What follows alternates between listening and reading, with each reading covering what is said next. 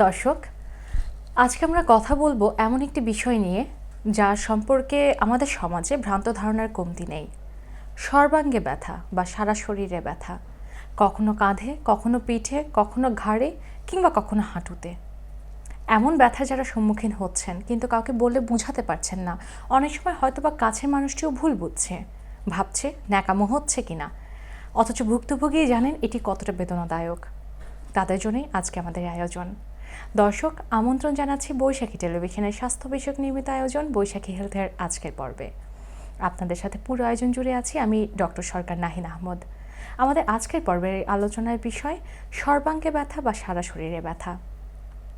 আর এই বিষয় নিয়ে আলোচনা করতে আজকে বৈশাখী টিভির স্টুডিওতে উপস্থিত হয়েছেন একজন স্বনামধন্য পেইন মেডিসিন বিশেষজ্ঞ। আছেন আমাদের সাথে doctor Ishtiaq Ahmed Milton, consultant interventional pain medicine, square হাসপাতাল লিমিটেড, ঢাকা। চলে আছি স্যারের কাছে। আসসালামু আলাইকুম স্যার, স্বাগত জানাচ্ছি আমাদের আজকের অনুষ্ঠানে। কেমন আছেন? ওয়ালাইকুম আসসালাম। শুভ সকাল। আমি ভালো আছি, আপনি ভালো আছেন? জি স্যার, আমরা সবাই ভালো আছি। স্যার, আলোচনার শুরুতে আমাদের আজকে যে আলোচনার বিষয় সর্বাঙ্গে ব্যথা বা সারা শরীরে ব্যথা, এটি সম্পর্কে একটু জানতে চাইব। সারা শরীরে ব্যথা কেন হচ্ছে, কখন হচ্ছে? এটা আসলে মাল্টিফ্যাক্টরিয়াল। আচ্ছা।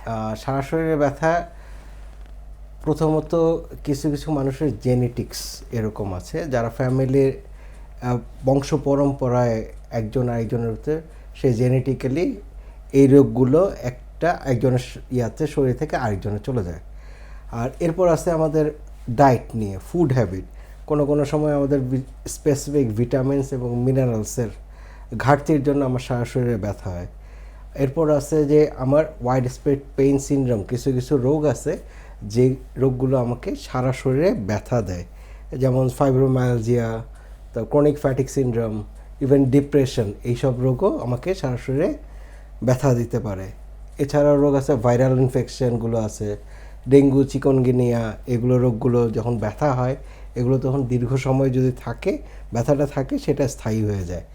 এছাড়া রিউম্যাটিক যে ডিজিজগুলো আছে, rheumatoid arthritis, systemic lupus erythematosus, এরপর আছে যাদের কিডনি ডিজিজ হয়, লিভার ডিজিজ হয়, যারা দীর্ঘদিন ডায়াবেটিস এবং থাইরয়েড প্রবলেমে ভুগছেন, তো এইসব যারা দীর্ঘদিন রোগে ভোগা এইসব পেশেন্ট আছেন, ওনাদেরও এক পর্যায়ে দেখা যায় যে সারা শরীর জুড়ে ব্যথা হয়। তখন দেখা যাচ্ছে যে আমি মূল রোগের চিকিৎসা নিচ্ছি, এরপরে এই ব্যথাটা কমছে না, এবং কারো কাছে ডক্টর কাছে বা আত্মীয় স্বজন বা পরিবারের লোকজনের সাথে ওনারা যখন বলতেছেন যে আমি সারা শরীর ব্যথা পাচ্ছি, কিন্তু ওটা বিশ্বাস করছে না, কারণ উপর থেকে বোঝা যায় না, উপর থেকে দেখা যায় না, ওখানে কোনো ইনজুরি নেই, কোনো কিছু নেই, কিন্তু সে বলতেছে আই এম ফিলিং পেইন। এটা তার কাছে একটু অস্বস্তিকর, সে কষ্ট পাচ্ছে, কিন্তু তাকে সেইভাবে কেউ অ্যাকনোলেজ করছে না। তো এইটা একটা যন্ত্রণাদায়ক অনুভূতি ওই পেশেন্টের জন্য। আচ্ছা স্যার, এই ধরনের পেশেন্টরা যখন আপনাদের কাছে আসছেন তখন তারা তাদের ব্যথাটাই কিভাবে প্রেজেন্ট করছেন, কি বলছেন প্রথমে? বেশিরভাগ ক্ষেত্রে আমাদের কাছে যখন পেশেন্টরা আসে, তখন ওনারা আসে এমনভাবে হেঁটে আসে, আমরা যখন চেম্বারে ঢুকে তখনই আমরা বুঝে যাই যে গেট দেখে উনি কষ্ট পাচ্ছেন, উনি হাঁটছেন না, অত্যন্ত আস্তে আস্তে হেঁটে আসছেন, উনি পুরো পাটা স্ট্রেচ করতে পারছেন না, পুরো তার রেঞ্জ অফ মোশন ওনার সেটা লিমিটেড হয়ে যাচ্ছে। এরপর আস্তে আস্তে উনি এসে বসেন, এসে বসার পর উনি বেশিরভাগ ক্ষেত্রেই মানসিকভাবে বিষণ্ণতা প্রকাশ করেন, কেউ কেঁদে ফেলেন, এরপর বলে আমার সারা শরীরে ব্যথা, শরীরে জোরে ব্যথা, ব্যথাটা ঘোরে, ব্যথাটা এমন জায়গায় এক জায়গায় এমন জায়গায় ঘুরে ব্যথাটা ঘুরে, একবার এই কাঁধে, একবার ওই কাঁধে, কখনো সারা শরীরের ব্যথা একবারে শুরু হয়, বিকালের দিকে, রাত্রের দিকে বেশি ব্যথা হয়, সারা রাত ঘুমাতে পারি না, অবসাদ থাকে, বিষণ্ণতা থাকে, সকালে যখন ঘুম থেকে উঠি শরীরে জড়তা থাকে, 1-1.5 ঘন্টা জড়তা থাকে, শরীরটা মনে হয় লক হয়ে থাকে, কখনো কখনো পেটে ব্যথা হয়, মাথা ব্যথা হয়, এসব নানাবিধ লক্ষণ, এগুলো অনেকগুলো একসাথে নিয়ে আসে, উনি একদম হেল্পলেস অবস্থায় উনি প্রেজেন্ট করেন নিজেকে যখন উনি রোগীরা আসে এইসব রোগগুলো নিয়ে। স্যার, আমরা লক্ষণগুলো সম্পর্কে জানলাম যে কি কি ধরনের লক্ষণ তাদের মাঝে প্রকাশ পায়। স্যার, একটু জানতে চাইবো যে এই লক্ষণগুলো সাধারণত কত দিনের মতো পারসিস্ট করে? দিনের হিসাবে সাধারণত ক্রনিক পেইন এগুলো Chronic pain, ক্রনিক পেইন মানে তার মানে উনি 3 মাস মিনিমাম ভুগে ফেলেছেন।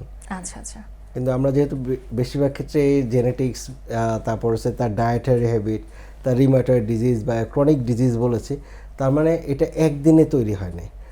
উনি দীর্ঘদিন যাবৎ ভুগে যাচ্ছেন, যেটা সঠিক চিকিৎসা হয় নাই।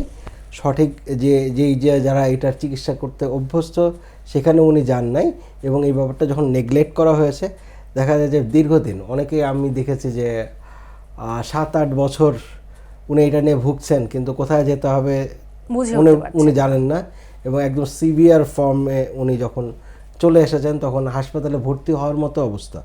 এমন অবস্থায়ও কিছু কিছু রোগী আমাদের হসপিটালে এসেছেন। আচ্ছা স্যার, কোনো প্রিভ্যালেন্স আছে কি যে পুরুষ বা মহিলা কার বেশি হচ্ছে বা কোন বয়সে বেশি হচ্ছে? এটা সাধারণত ফিমেলদের বেশি হয়। আচ্ছা, আর যে কোনো দীর্ঘমেয়াদী ব্যথা আপনি খেয়াল করে দেখবেন বেশিরভাগ ক্ষেত্রে মেয়েদের এই দীর্ঘমেয়াদী ব্যথাগুলো সবগুলো বেশি হয়। আর এখানে দেখা যায় বয়সটাই আছে অ্যারাউন্ড 50, অ্যারাউন্ড 50 বয়সে, 40 থেকে 50 বয়সের মাঝখানে এই লক্ষণগুলো আসলে বেশিরভাগ ক্ষেত্রে ফুটে ওঠে। আচ্ছা স্যার, আপনি কারণের মাঝে কিছু জেনারেল ডিজিজের কথা বলছিলেন, যে কিডনি লিভার ফাংশন বা থাইরয়েডের প্রবলেম কিংবা ডায়াবেটিস থাকলে এরকম হচ্ছে, রিমাটয়েড আর্থ্রাইটিস থাকলে হচ্ছে, ভাইরাল ইনফেকশনের বেলায় বলছিলেন। তো সেসব ক্ষেত্রে কি আমি যদি আমার মেইন যে রোগটা আছে তার যদি ট্রিটমেন্ট করি, তারপরেও অনেক সময় দেখা যাচ্ছে ব্যথাটা পারসিস্ট করছে, সেক্ষেত্রে কারণ কি হতে পারে স্যার?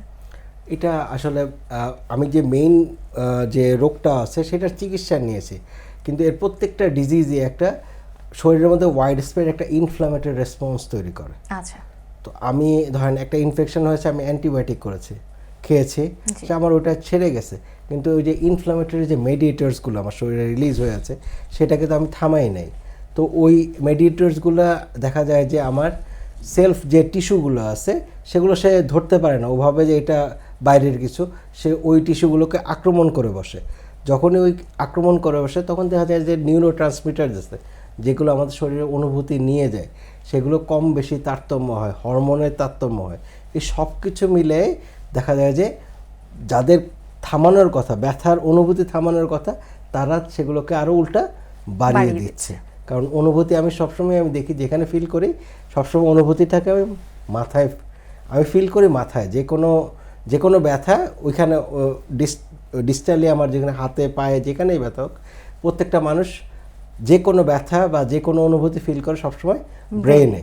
তো ওখানে যদি কোনো স্ট্রাকচার চেঞ্জ হয়ে যায়, ওখানে যদি কোনো নিউরো ট্রান্সমিটারের ঘাটতি হয় বা কোনোটা বেশি হয়ে যায়, তখন দেখা যায় যে যারা কমাবে এর বদলে দেখা যাচ্ছে উল্টো তারা সেই ব্যথার অনুভূতি বাড়িয়ে দিচ্ছে, এর ফলে মুশকিলটা দাঁড়িয়েছে। আচ্ছা আচ্ছা স্যার, এই পর্যায়ে একটু জানতে চাই যে ব্রেনের কথাটি যেহেতু চলে আসলো আমাদের আলোচনার মাঝে, যে মানসিক রোগের সাথে আসলে এই ধরনের ব্যথার সম্পর্কটা ঠিক কতখানি?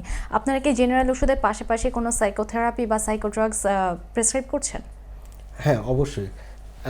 এরকম যারা দীর্ঘমেয়াদী ব্যথা ভোগে তাদের ক্ষেত্রে অ্যাংজাইটি, ডিপ্রেশন এসব খুব কমন, কারণ তারা একটা পর্যায়ে হেল্পলেস ফিল করে, তারা ডিপ্রেসড হয়ে যায়, তাদের মনে দুশ্চিন্তায় ভর করে, এবং তারা সবসময়ই ফিল করতে থাকে হয়তো আমি আমার জীবনটা ঠিকঠাক মতো চালিয়ে নিতে পারবো না, এবং এই প্রত্যেকটা অনুভূতি ব্রেনে স্টোর হয়।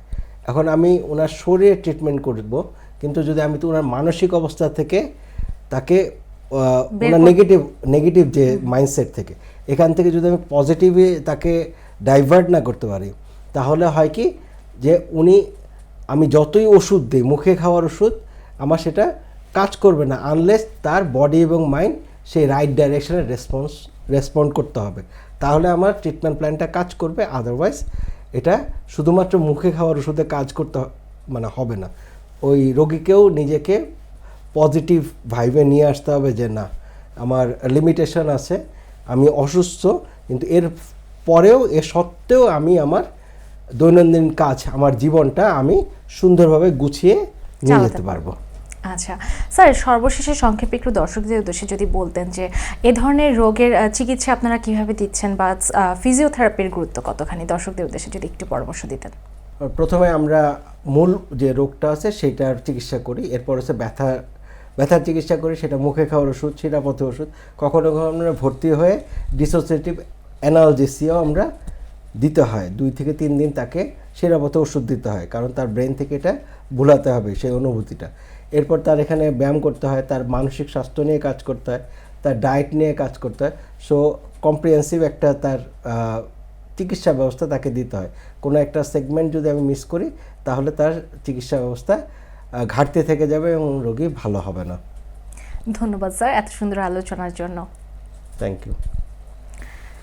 দর্শক, আমরা শুনছিলাম সর্বাঙ্গে ব্যথা বা সারা শরীরে ব্যথা হলে করণীয় কী এবং এই রোগের কারণ কী কী।